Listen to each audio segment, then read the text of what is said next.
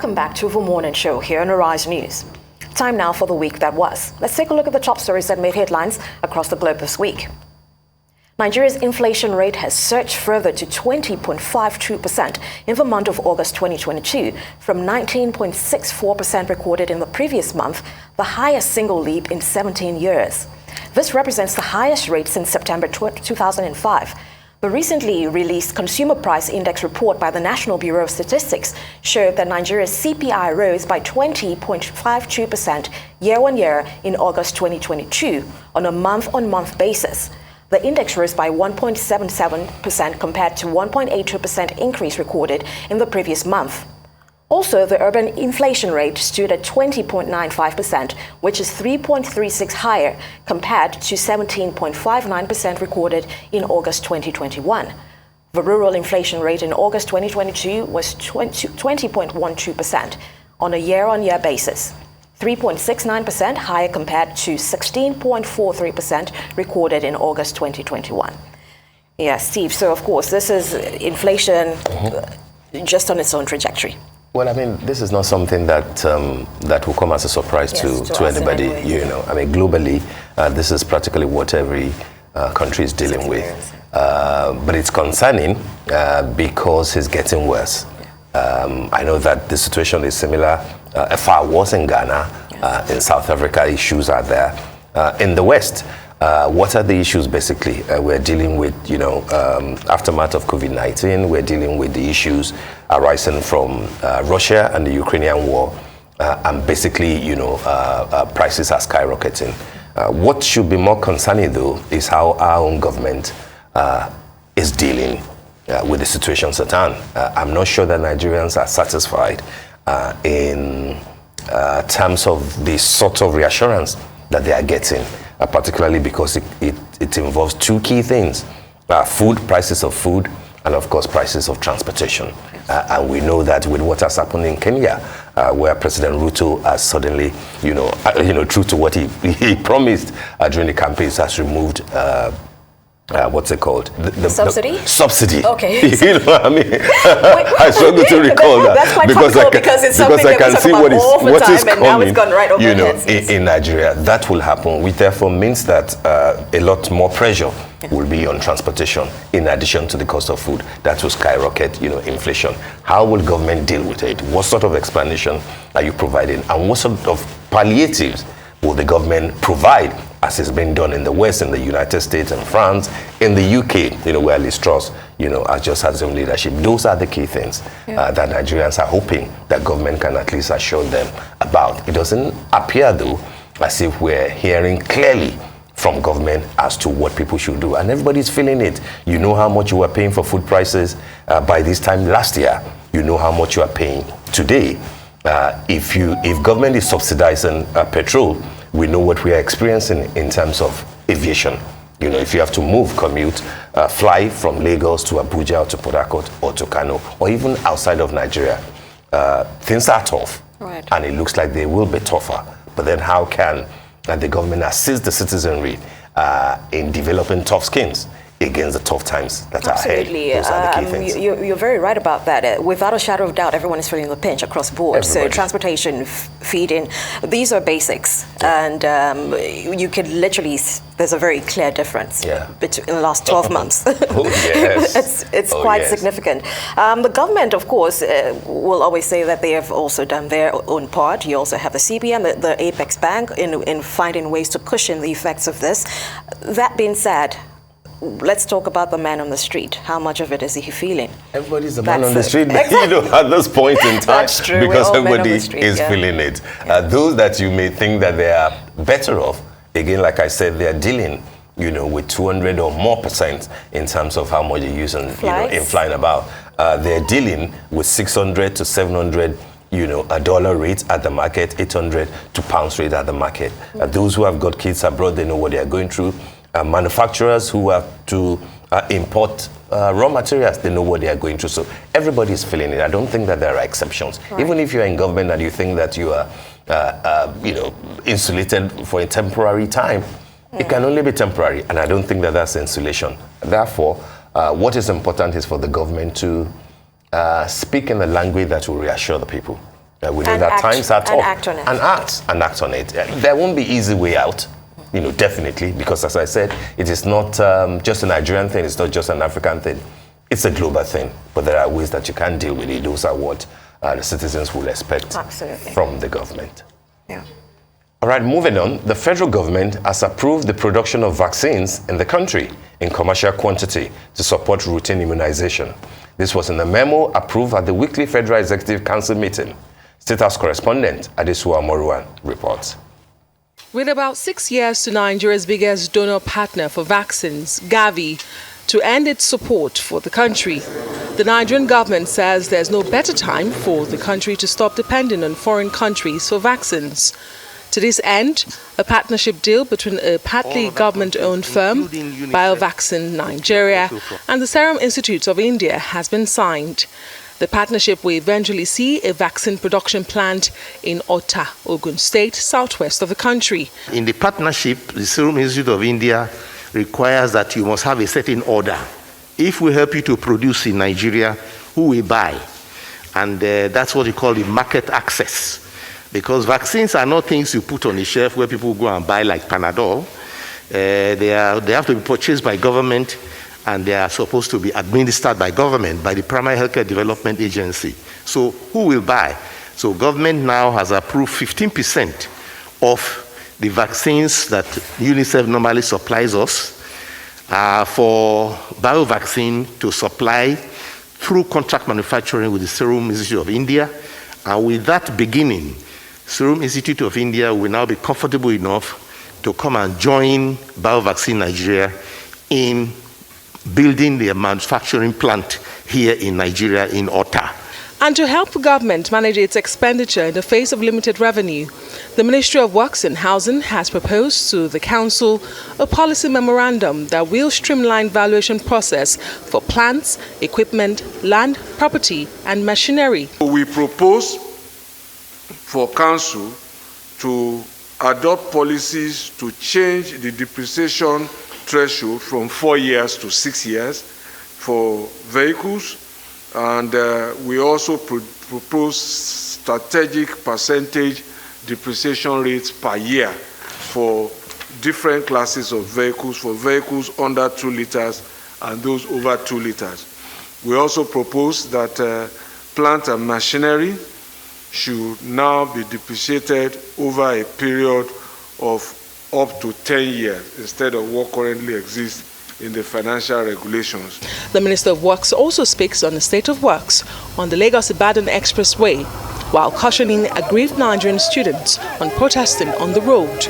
It's a combination of the work that is being done and also the traffic and the behavior of drivers and commuters, as well as elements, heavy rainfall recently, that is causing the discomfort. Once again, I use this medium to apologize and to empathize to our citizens, commuters who need that place to get on with their lives. It's the place we left to the last, really, because it's the most built-up area.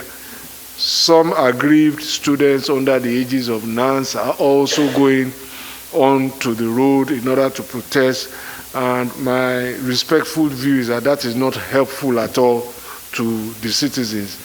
The right to protest is a very well protected right in our Constitution, but it does not include the right to inflict pain and inconvenience on other people. For the Ministry of Petroleum Resources, a contract was approved to encourage the development of gas processing companies. Approved a contract to Messrs. Black Springs Limited to construct internal roads and drainages in a gas hub, NCDMB gas hub, located at Polako in Bayelsa State. The gas hub is to encourage the development of companies that will process our gas and develop our gas, and to try to deepen the use of gas internally, and to be able to produce gas for, to process our gas for exports. The Federal Executive Council meeting, presided by President Muhammadu Buhari, also approved the sum of 28.1 billion naira for the augmentation of road and other infrastructural projects in Wassa district of the Federal Capital Territory. All right, Steve, a number of pertinent issues there, yes. Topics there, but of course, let's start with producing our own vaccines. Sounds like a step in the right direction, but what will some of the key considerations to factor in for that? Well, I mean, it's for good its success. It's good news. COVID-19 has shown that that's the direction that we ought to be headed. Yeah. That's what nations of the world are doing now. Otherwise, you will be at the mercy of other countries. And we saw what happened with COVID, with vaccine nationalism, when people said, we needed to sort our citizens first before we can export. So this is good, and I think it's building on what President Buhari said during COVID-19, that I think about 10 billion naira allocation was made, for that purpose, which is what the health minister is now building on with the Indian company. I think it's good news. I think that's the direction that we should be going. Government should just take it seriously because, like it was asked of them, if we assist in setting this up and producing vaccines, who will buy? It is not something that people, walk in and out like you're buying Panadol, like the Honorable Minister said. Yeah. Government will have to be involved. Continuity in government is important. And then policies that will make it beneficial, to citizens is important. So I think I commend the Health Ministry for this initiative. That's brilliant. All right, let's move on to, of course, we also have the ASU strike. The Minister of Works and Housing. Yeah. Of course, he has reiterated, not just him, a number of people have reiterated that, look, you do have a right to protest, but not at the expense of other people's convenience, which honestly sounds a bit like, it sounds quite like opposing views. But many people will say the reason we're protesting is to disrupt your lives so that we can get some attention. What are your views on this? The point, Abby, is that desperate situations, require desperate measures, and I think that this is what the task force by NANS, National Association of Nigerian Students, is basically doing. They need to send the message across, and I think that the Honorable Minister, the least he could do is to show understanding. He's part of a government that, for want of a better word, has, shall we say, failed or are not done enough in ensuring that the ASU strike does not get protracted. But then we are dealing with 7 months, going to 8 months now, since February 14th of this year. Yeah. So telling them that because we are building Lagos-Ibadan Expressway, what are we talking about? In any case, NANS is saying that this is just the first part of what we need to do to ensure that people see the need for us to make noise. And I think that they deserve all they have the right, to protest. Yes, I agree, just like we made that argument during NSAS, that in making your position known in protesting, you shouldn't disrupt or make life difficult for other people. But we should also recall that in 2014, 2015, when the leaders of APC were going to send the Goodluck Jonathan government packing, there were a series of protests, including the very popular Occupy Nigeria protest, which led to a number of things. Yes, movement will be disrupted, for a while if the issues on ground are being addressed. So the point that NANS will be interested in, and the generality of the students and the parents, how do we know that in the second leg of what NANS is doing, the parents will not be involved? Mm-hmm. At that point, will you say that, don't disturb people? Why don't you just basically look for an avenue to ensure that we do not get to October? Right. Release has to strike. I think that's what should concern the Honorable Minister. And also have a consideration that the students have also been disrupted. Imagine the restlessness of being at home for 7 months. Absolutely. When everyone is carrying on with their lives, going to work. What options have they got? Going to, Personally, I don't think it will achieve much. It will get people to notice and people to talk more. Yeah. But part of what I think, should be considered, for example, is to maybe begin to isolate the federal universities so that first and foremost, take the state universities out of it and use the Lagos State University example, which commendably has not been part of the strike action. I think apart from LASU, there are maybe one or two other state universities that are not part of it. Yeah. How are they able to manage that situation as to continue, lecturing and dealing with the demands of the lecturers, etc., without disrupting academic activities? Those are the things that I think state universities, first and foremost, should learn. Pull them out of this thing. If you add, my point would be that if you add the number of state universities in Nigeria together with those of private universities, maybe the carrying capacity of those two layers will probably be more than the number of Nigerian students, and therefore we'll be dealing with just basically half of students going to public university. At that point, let government now focus, wholly on the federal universities and how they can deal with ASU in a better and more beneficial way. Yeah. But then to say that people should not protest, they will protest because the situation is dire. The situation is dire, and the buck stops on the table of the government. Absolutely, and I really hope that we don't continue to talk about this for many more months. It's extremely disheartening. It's extremely unfair to the Nigerian students. That's the point of the students. It's beyond laughable. That's the point of the student, and I think that the parents too, at this point, should also speak out. Absolutely. It has gotten to that level. Right. All right. Let's move right along. Okay. Nigeria now accounts for 7 out of 22 global monkeypox cases, and that's according to reports from the Nigeria Center for Disease Control and the World Health Organization. This makes Nigeria the country with the highest number of monkeypox deaths in Africa and the world. As of September 13, 2022, the World Health Organization Emergency Dashboard showed a total of 58,285 confirmed cases from 104 countries, with a cumulative of 22 deaths reported from 10 countries. But updated data from the NCDC shows that Nigeria has recorded 318 confirmed cases of monkeypox, with 7 deaths since January this year. NCDC stated, and I quote, "In Nigeria, we have 815 suspected cases, 318 confirmed cases, and 7 deaths this year from monkeypox. Our response continues with the development of the monkeypox risk communication materials, provision of support to states with case identification, as well as reporting." So, of course, zoonotic. A lot of people, they've been arms in the air when you hear something new and you're wondering, what is this again? What could this be? In terms of sensitization and how much information is out there around monkeypox, do you believe that it's growing? It's growing. Professor Tomori, for example, has always been, a major voice, in addition to the NCDC voices, advocating for what people need to do. But of course, that because it's not as big as COVID or malaria or other, diseases that we are dealing with, the advocacy will be lower, in comparison. But we can see that this is what the whole world is talking about now, no matter how small and less deadly it might appear.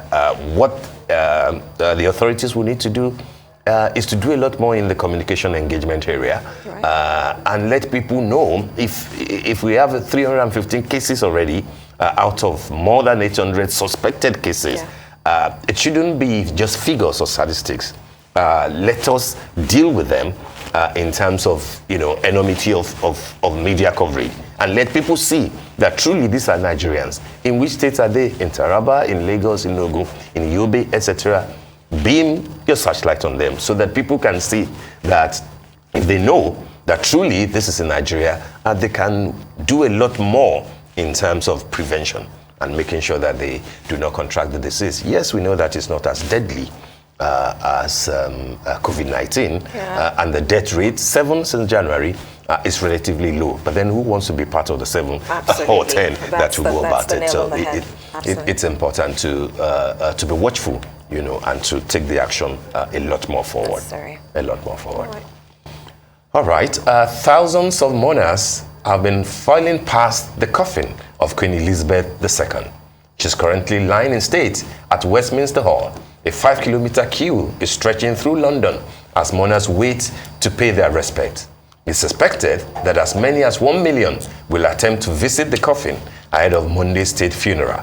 The Metropolitan Police says the Queen's funeral and the line in state is the biggest security operation it's faced. Those in the queue say they are ready for the long wait. We've planned and overnight if need be. So we've brought plenty of picnic with us, so we're here till... Got something warm to wear, so Ready for everything? pretty much. Raincoats and woolly hats. All night. I don't mind. All night and all tomorrow.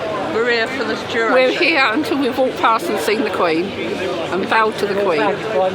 That's why we come. I just think she's just been a continuous part of my entire life, most people's entire lives. And it felt like a fitting way to celebrate her by getting in a huge queue. I'm ready for the wait. I come to say thank you for all that the Queen has given to our country, and to say goodbye and God bless you. We think it's going to be about 5 hours now. So yes, that's what we're planning to do, and we'll see. See how it goes. I'm just keeping an eye on my wife in front too, so I don't lose her. But we'll queue for that length of time and.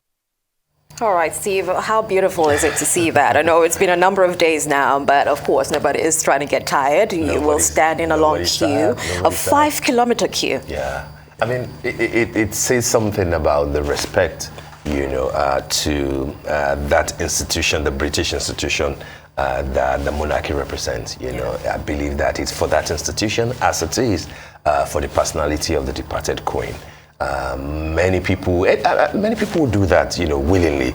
And we saw one of the key political figures in Nigeria who also attended, and took flowers there, took pictures and everything.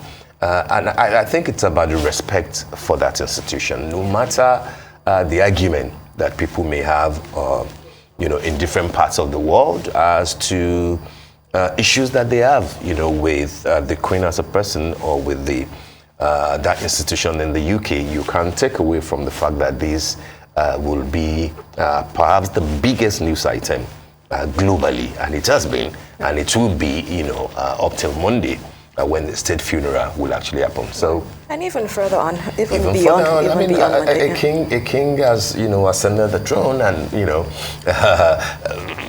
will have to live with that. One thing that you can, for example, remove, and I like the interview that the High Commissioner, Nigeria's High Commissioner to the UK, granted CNN yesterday. I like the fact that he put things in perspective. There may be issues that we're dealing with. There may be issues that we'll continue to deal with on the diplomatic level, right. But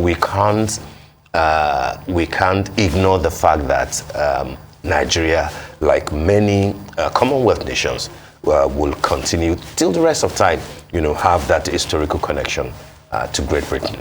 And as long, absolutely, and as long as the monarchy is still part of that great country, as long as the king or the queen, as it may be, is the head of state of that country, we will continue to have to deal with them, cultural areas, educational areas, business, etc. It is the reality, and therefore we must acknowledge when people queue for hours on end to salute that woman, to basically show respect, because that is what I see them do. Yeah. And it's a beautiful thing to behold, quite frankly. It really is. It's on a global scale.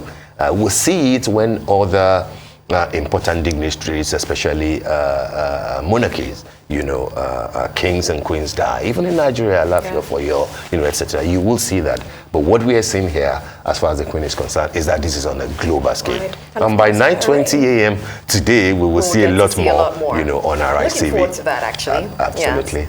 All right. That's all on the week that was. We'll take a short break now, and when we return, we shall be speaking with Polly Elakija, Director General of Shehu Musa Yaradua Foundation, on the role of traditional rulers in community engagement. Stay with us.